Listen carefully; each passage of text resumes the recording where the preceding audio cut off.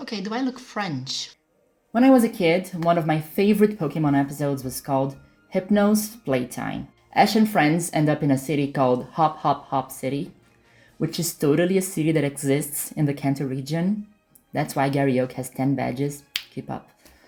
And it's this super generic metropolis, bustling with life, filled with skyscrapers kind of city.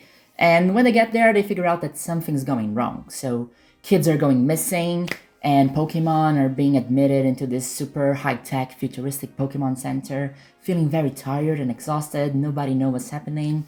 They adventure to the city looking for clues and pass through public squares, this crazy penthouse with an immense garden on top, and a huge Pokemon-filled urban park. I mean, not really Pokemon-filled, it's filled by kids that think they're Pokemon, kinda like a discount mystery dungeon, and sorry, spoiler for a 20-year-old cartoon, I guess. I mean, it is a very fun adventure in the big city, right? And that's where I want to get into in this video. Pokemon animation has always dealt much better with the idea of Pokemon in urban spaces than the games have. And of course they have. How do you design a metropolis in a 5 megabyte ROM for the Game Boy in 1995? Saffron Sea felt big in Gen 1, but in the end it was just a bunch of empty buildings and actually 5 or 6 houses that you can go inside and talk to people. Of course, you can imagine that the people were walking and living and going through there, and you can go on top of Silphco, but, where are the Pokemon in this huge city in the middle of Kanto?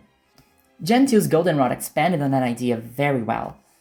The city did feel like a maze for 8-year-old me, with hidden passages and secret corridors in the underground that are gonna leave you on the other side of the city, shops and trainers to battle, and you can get a haircut, whatever, but still, it felt like there was something missing. You could always see some pet Pokemon inside people's houses and you interact with them and they would say their name right, but am I to believe that there is not a single wild Pokemon roaming through Pokemon New York? I can see a bird out of my window right now. Animals exist. Where are the Pokemon in the cities in Pokemon? Which leads me to Pikachu and Pichu. Pokemon movies had these very fun short films that they would run before the film. I don't know if they still have. I don't know when they stopped doing that. I did not do research. I'm sorry. I'm a noob YouTuber. But Pikachu and Pichu is the one that would play before Pokemon 3. The Entei Magic Girl Daddy Issues one? Yeah, that's the one. But in Pikachu and Pichu, our baby boy is lost in a big city that is completely crawling with life and stuff and Pokemon everywhere. Pidgeots flying in the sky, the aforementioned Pichu hopping in the side of buildings, light jazz playing, very New York, very West Side Story. A lot of vibes, The human characters are always out of camera and we never really see Ash's face. It's like adults in a Charlie Brown cartoon and they just speak gibberish. Humans are not important. We are going to hang out with the Pokemon in the big city for this one. And then Pikachu becomes friends with these two Pichu siblings from the streets. And they go exploring through canals and alleyways and pipes, only to find this secret haven / playground where all kinds of Pokemon are living and hiding and having fun. And just chilling. Then you have Hitmontop doing his capoeira thing, and then there's this cool-ass Murgle that instead of spamming Dark Void is graffitiing on a wall, as God intended. And seeing this Pokemon just existing in the city, it's fun. It's really fun. And Pokemon animation always conveys this so well. You have the 5th film with Discount Venice that is the most gorgeous city of all time. And you have the canals as well and water Pokemon, and I would love to get lost and spend hours exploring that thing in a game. And animation is where we see the most of people who don't want to be the very best, just chilling with their Pokemon. People just like me, who are oppressed under capitalism and have to go to work daily, but for them it's better because when they're at work, they can just chill with their Chinchino. For me, looking at daily life and people's routines with almost dreamlike wonder is what I felt playing Pokemon as a kid, and what recent games have been failing to capture so much. Because after Saffron and Goldenrod, the latest attempts Game Freak has done of finding that big city in Pokemon have been, Windon and Metzagoza. They look beautiful and conceptually there's a lot of great ideas in there, but there are no real people and things happening in those cities. They feel like they are made out of cardboard. And I understand they have been prioritizing this huge open world and exploration, but come on. We cannot go into a single house and get to know a single resident of Mesagoza. Just makes the place feel more empty than Pokemon Green Saffron City. And you probably noticed already, exploring these kinds of cities is something I've been wanting to do since I was a child. I grew up playing Pokemon Stadium and Pokemon Battle Revolution, which has Poketopia looking absolutely amazing. An island city-state with beautiful towers and coliseums dedicated only to battling, and yet, arguably with the exception of the Battle Frontier, we never got anything similar in the main games. Obviously, from the title of the video, you know that I'm going through all that just to get to Lumiose. To give my hot take about Pokémon Legends ZA. We know absolutely nothing about these games, and people on Twitter go crazy when they know nothing about something. I don't even know if I'm pronouncing the name right. Pokémon ZA, Pokémon Z Alpha, nobody knows. And then people want to go ahead and make crazy speculations about what the starter combination is going to be like, and I get it. Speculating is fun. But in reality, we don't even know what makes a Legends game a Legends game. For all we know, the starters could be Charmander, Bulbasaur, and Squirtle, and that would be perfectly normal, right?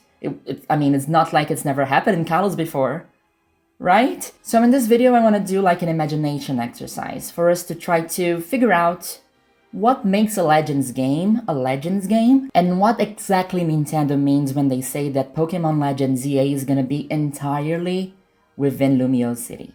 People have been debating a lot if this game's gonna be in the past, or in the future, or is it gonna have time travel, but I don't really think that is the point of the Legends games. Personally, yes, I would love for this game to have kind of a 1920s vibe to it, cute outfits, oldie stuff, Lumiere, Lumiose, French cinema, all that jazz, but I don't think that is really the point. I think it's just as likely we're gonna get a game set in the present, whatever that means. I really like these tweets from Taco, arguing that maybe Legends is just a playground to remix different concepts and ideas from different generations. Maybe even things that we would never have the opportunity to see in a classic game. There's a good chance that time travel is not even a recurring aspect of the Legends series at all. But if we don't have God sending us to medieval Japan, what is it that makes it a Legends game? This is me absolutely guessing, of course, but I think that gameplay-wise, the backbone of a Legends game should be the FPS catching mechanic. If I strip down everything from the game, remove the story, remove characters, what we get gameplay-wise is throwing a ball at a bird. It's throwing balls, it's exploring, it's hiding from Pokemon. Cakes! I love cakes. Real-time action, you know? I don't even know if we're going to see strong and agile style again. Not sure if we're seeing alphas again, but I think we will definitely be throwing a ball at a fletchling at some point. However, when I think that Legends ZA is a game that is set entirely within a city, there is another mechanic that comes to my mind very, very quickly. I love the Arceus side quests. They were fun, they were engaging, they gave you a shiny Ponyta, but most importantly, they made you engage with the city and watch it grow. You would catch Pokemon for other people, and those Pokemon would stay there as part of the Jubilife village, sharing in the daily life of people.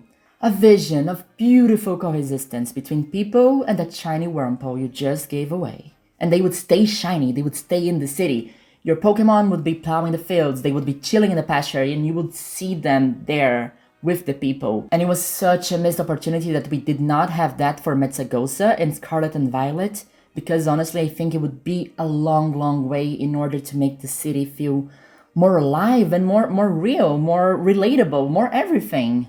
Mesagoza is so pretty and it disappoints me so much, honestly. And these side quests were just a small part of the game. Imagine have a game completely developed around the concept of a humongous city and hundreds of side quests. A city filled with houses, with people asking you for your help, and you could help populate the city with the Pokemon you caught yourself. People could just do shiny only runs of Pokémon Legends ZA and have a Lumiose city that's completely filled with shiny Pokemon. That would be cool. That would be very, very cool. Delving more into the speculation topic, another Twitter user called Casa do Carvalho compared the size of houses in the map of Legends Arceus with the map we have for Legends ZA.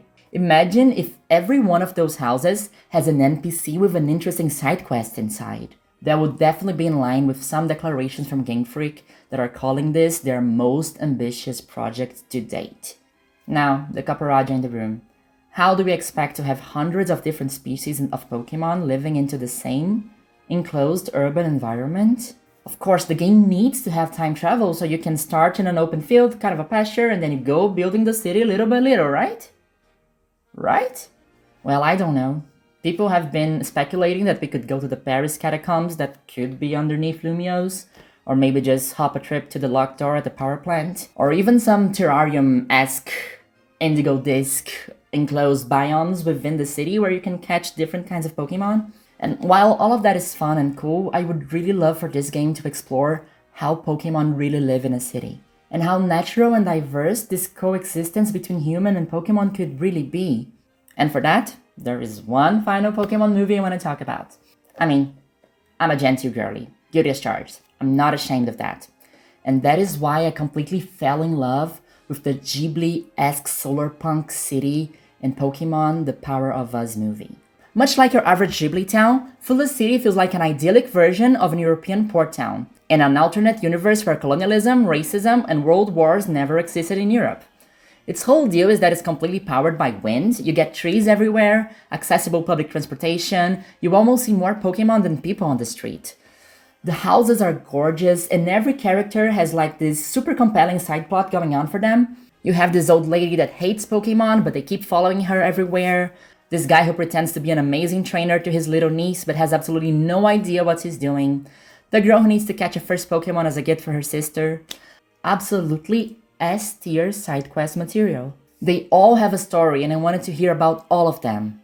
And last but not least, Ash gets into a catching contest in the middle of the city. You know, catching a wild Tyranitar in the middle of the street without the need for an artificial biome or anything. It has been done. It can be done.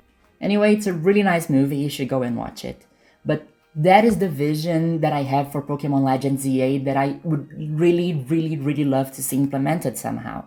It's completely uncharted territory for Game Freak to do something like that, and the possibilities are endless.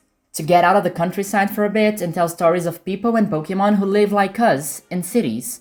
They are a bit bored with their jobs, they like to hang out with friends, get a drink on the weekend, go for a picnic. They participate in festivals and competitions and street fairs and flea markets.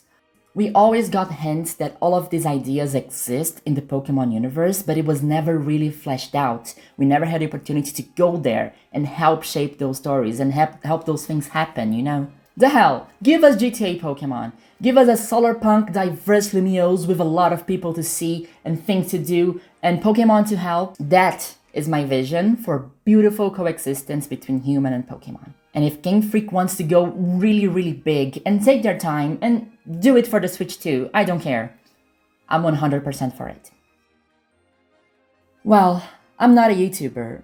I have been flirting with the idea of doing something online for the past 15 years, I guess. And I've had this channel since 2007 with weird random childhood videos that are completely blocked and unlisted. So I don't know what comes next, honestly. I don't know if this will be a one-off thing or if I'm going to enjoy talking and creating stuff and being out of the boredom of my job every now and then. I just wanted to try to get a different kind of conversation about this very exciting game that is not which starters are we going to have or which Mega Evolutions are coming, which new Mega Evolutions are coming, right? Because when we talk about Hisui, we don't really talk about Hisuian forms. Except for Zorua, I love Hisuian Zorua. But we talk about how that game was so great and so fun and so engaging that we already feel nostalgic for it only 2 years after it was released. So if you think this is a conversation you would also like to have, I guess, like and subscribe. I would actually really love if you would drop a comment because, you know, I have 40 subscribers, so I really will read and reply. Yeah, thanks a lot for watching and just tell me what your vision for an urban Pokemon world would be. And by the way, I think the starter is gonna be Tepig, Chikorita, and Sabo, and we are definitely getting Mega Flagon.